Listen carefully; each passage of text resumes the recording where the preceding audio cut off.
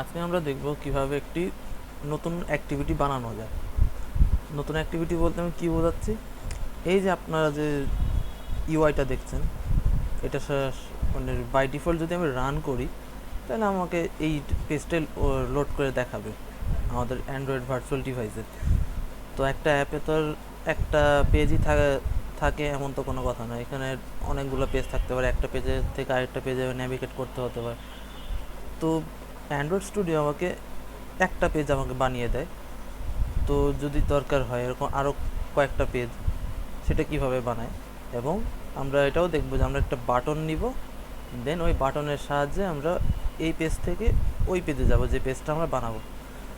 ধরুন দেখি, শুরুতে আমরা এই যে প্রজেক্টের যে স্ট্রাকচারটা, এখানে যদি খেয়াল করেন এই যে একটা ফোল্ডার আছে যে আমার ম্যানিফেস্ট জাভা ফোল্ডারের ভিতরে যে একটা ফোল্ডার com.example.my অ্যাপ্লিকেশন। আপনার ক্ষেত্রে মাই অ্যাপ্লিকেশনের জায়গায় অন্য নামও থাকতে পারে, আপনি যে নামে অ্যাপ্লিকেশনটা বানাবেন সেই নামটা এখানে দেখাবে।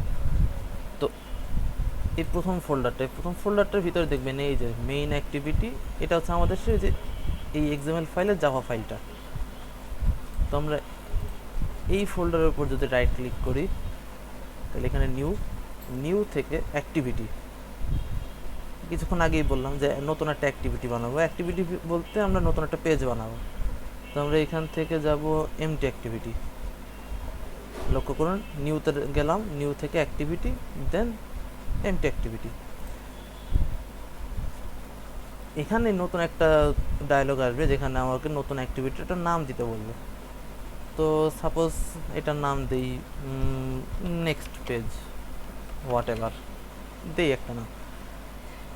এবার এখানে যা আছে সব কিছু আমি অপরিবর্তন রাখবো, কোনো কিছুই চেঞ্জ করব না। জাস্ট এখানে ফিনিশ দিয়ে দিব। এই যে রিসোর্স জেনারেট হচ্ছে আমার, এবং কিছুক্ষণের মধ্যে আমার এই যে next activity next page dot XML, মানে আমাকে একটা নতুন পেজ ক্রিয়েট করে দিল। ওকে ফাইন, তা আমরা এই পেজটা কিছু একটা করি, মানে আইডি বোঝার জন্য যে এটা একটা নেক্সট পেজ, আমরা একটা টেক্সট ভিউ ইউজ করতে পারি। এটার ওরিয়েন্টেশনটা আমি ভার্টিক্যাল করে দিই। এই পেজের মধ্যে আমি আমার টেক্সটটা লিখে ফেললাম, যেখানে জাস্ট লেখা আছে নেক্সট পেজ।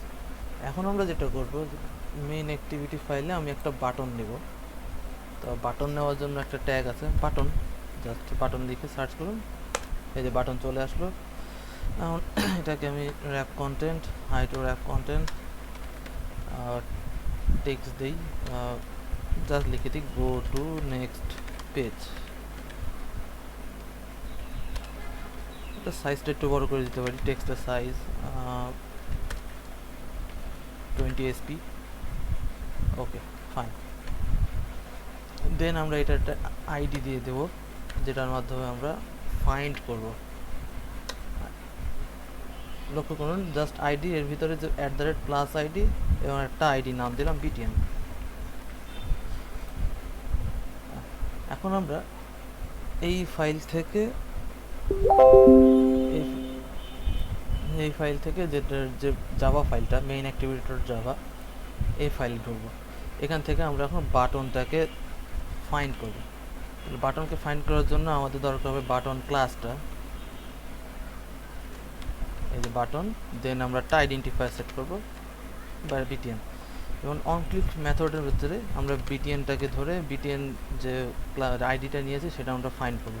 অর্থাৎ ফাইন্ড ভিওয়াই আইডি r.id.btn, এবং আমরা এরপরে আমরা এই বিটিএনকে ধরে আমরা একটা সেট অন ক্লিক লিসেনার দেব। অর্থাৎ বাটনে ক্লিক করলে কোন অ্যাকশনটা হবে সেইটা বলার জন্য আমরা btn dot set on click listener নামে একটা ফাংশন পাওয়া যায়, এবং আমরা ব্র্যাকেটের ভিতরে দেব new view on click listener. তো দেখুন অটো জেনারেট হয়ে গেল আমাদের কোডটা। এবার আমাদের যেটা মূল টার্গেট, অর্থাৎ আমরা মেইন অ্যাক্টিভিটি এই পেজ থেকে যাব নেক্সট পেজে। তো এটার জন্য এক ধরনের ফাংশন পাওয়া যায়, এটা হচ্ছে ইনটেন্ট ফাংশন। এই যে ইনটেন্ট ক্লাসকে ডিক্লেয়ার করবো, দেন এটার একটা অবজেক্ট বানাবো, সাপোজ আই দিলাম, দেন নিউ ইনটেন্ট। এর ভিতরে আমাকে দুইটা প্যারামিটার দিতে হবে। একটা হচ্ছে আমরা আছি কোথায়, মানে সোর্স কোথায়, এবং আমরা যাব কোথায়, অর্থাৎ ডেস্টিনেশন। তাহলে আমরা আছি হচ্ছে এই যে মেইন অ্যাক্টিভিটি ডট দিস, এবং আমরা যাব কোথায়, এই যে নেক্সট পেজ, এটাতে নেক্সট পেজ ডট ক্লাস। এবার আমরা স্টার্ট অ্যাক্টিভিটি করে দিব। আগের লাইনে আমরা অ্যাক্টিভিটিটা মানে ইন্টেন্ট ক্রিয়েট করলে এবং স্টার্ট অ্যাক্টিভিটির ভিতরে যে আই পাস করে দিলেই আমাদের কাজটা শেষ হয়ে যাবে। ওকে ফাইন, এখন আমরা এটাকে রান করি।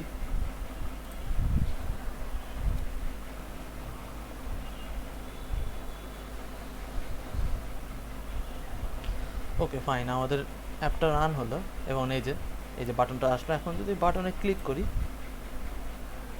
এই যে আমাকে নিয়ে পরের পেজে নিয়ে গেল। আমরা এই যে চাইলে এখান থেকে ব্যাক করতে পারতেছি। আবার ক্লিক করলাম, আবার পেজ চলে আসলো। তো এই ছিল আমাদের আজকের ভিডিও। ভালো লাগলে লাইক করবেন, কমেন্টে জানাবেন কেমন লাগলো, এবং শেয়ার করবেন, এবং সাবস্ক্রাইব অবশ্যই। দেখা হবে পরবর্তী ভিডিওতে। আসসালামু আলাইকুম।